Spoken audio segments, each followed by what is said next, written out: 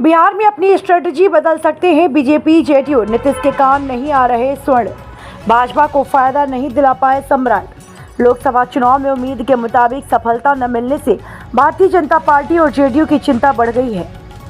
शाहबाद क्षेत्र में अपने उम्मीदवारों की हार से भाजपा परेशान है, तो विधानसभा उपचुनाव में रुपौली सीट गंवाने का नीतीश कुमार को भारी मलाल है। इसलिए एनडीए के ये दोनों दल बड़े बदलाव की तैयारी में हैं।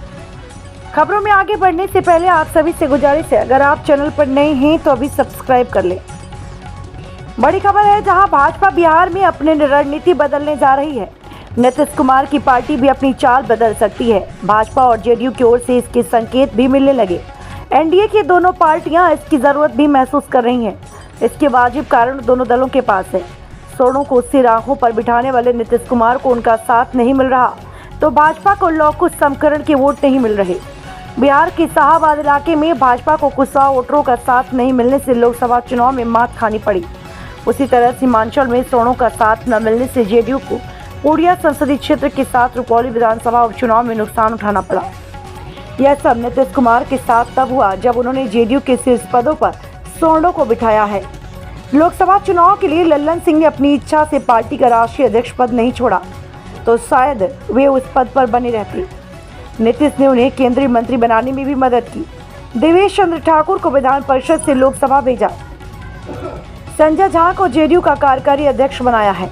नीतीश ने स्वर्ण प्रेम दिखाते हुए आनंद मोहन की रिहाई की राह बनाई और उनकी पत्नी को लोकसभा जाने का मौका दिया।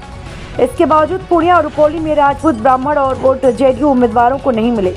जेडीयू उम्मीदवार संतोष कुशवाहा पूर्णिया में लोकसभा चुनाव हार गए। रुपौली में राजपूत बिरादरी से आने वाले निर्दलीय शंकर सिंह ने जेडीयू कैंडिडेट कलाधर मंडल को हरा दिया। भाजपा ने उस वक्त कुशवाहा समाज से आने वाले सम्राट चौधरी से बड़ी उम्मीदें पाल रखी थी। जब नीतीश कुमार महागठबंधन के साथ चले गए, भाजपा ने उन पर भरोसा कर उन्हें पार्टी का प्रदेश अध्यक्ष बनाया कि वे कुशवाहा समाज का वोट नीतीश से झटक पाएंगे। नीतीश के साथ आ जाने पर भाजपा के शीर्ष नेतृत्व को लोकसभा चुनाव में धमाल की उम्मीद थी। भाजपा ने इसी गणित के आधार पर बिहार की सभी 40 संसदीय सीटें जीतने का मंसूबा भी पाल लिया, पर सम्राट चौधरी कोई करिश्मा नहीं दिखा पाए और भाजपा को पिछली बार की 17 सीटों के मुकाबले इस बार 5 सीटों के नुकसान के साथ 12 सीटों से ही संतोष करना पड़ा। बता दें, भाजपा में अब इस बात पर मंथन जोर शोर से होने लगा है कि अपने कैडर को प्रोत्साहित करने के बजाय दूसरे दलों से आए नेताओं को किस हद तक तवज्जो देनी चाहिए। इस बार लोकसभा चुनाव में देश भर में भाजपा आयातित नेताओं की वजह से नुकसान उठाना पड़ा। भाजपा ने अपनी मजबूती के लिए दूसरे दलों से बड़े पैमाने पर नेताओं का आयात किया। पिछले 10 साल से दूसरे दलों से आए नेताओं पर भरोसा कर भाजपा ने इस बार लोकसभा चुनाव में ऐसे 106 उम्मीदवारों को टिकट दिए थे। अकेले उत्तर प्रदेश में भाजपा ने दूसरे दलों से आए 23 लोगों को इस बार लोकसभा का टिकट दिया था। इनमें ज्यादातर हार गए, इसलिए अश्विनी चौबे की ऐसे नेताओं की प्रतिधारणा को खारिज नहीं किया जा सकता। वहीं भाजपा और जेडीयू के भीतर अब गंभीर मंथन शुरू हो गया। एक व्यक्ति एक पद को आधार बनाकर भाजपा सबसे पहले सम्राट चौधरी के अध्यक्ष पद से छुट्टी कर सकती है। नीतीश कुमार के साथ आ जाने पर वैसे भी भाजपा को लौकुश समीकरण के वोटों में अब सेंधमारी की जरूरत खत्म हो गई है।